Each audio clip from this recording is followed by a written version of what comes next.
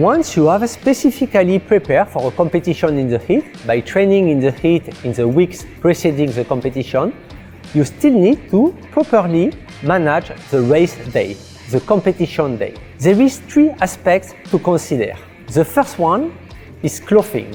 The way you are dressing in hot ambient conditions has to be specific to the condition, and the first rule is do not impair sweating. Do not overdress, because this will limit your capacity of evaporating the sweat, so this will limit your capacity to thermoregulate. So do not overdress. You can use some clothing to protect yourself from the sun, such as, for example, a cap.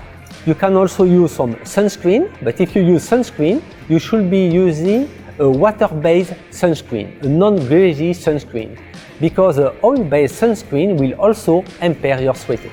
The second thing to consider is hydration.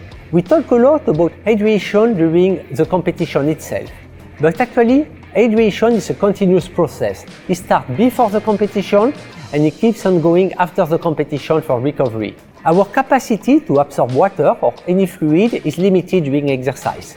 It's around 1.2 liters per hour. This is an average. It may be less or more depending on the people.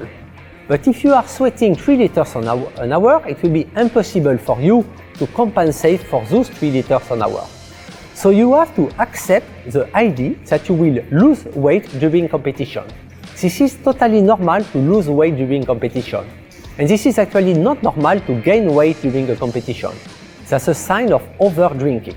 But because we are losing weight during the competition, what is important is to start the competition being well hydrated. So rather than to focus only on your hydration during competition, you need to focus on your hydrations in the day preceding the competition. If you're considering that you will train in the heat or compete in the heat, for example in the afternoon, and start drinking 2 hours before, this is not sufficient, because the first response of your body when you increase your hydration is to increase the urine production, and your body needs a few days to adapt to this additional fluid intake.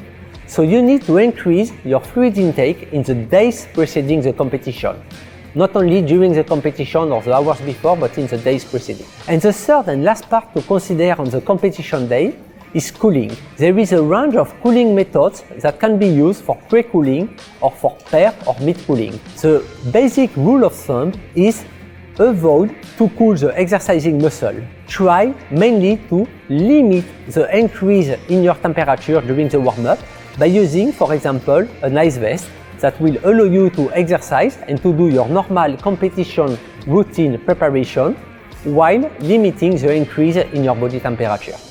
Ice vest is an external way of cooling, and you can complement it with an internal way of cooling, such as drinking cold water or even ice slurry during warm-up.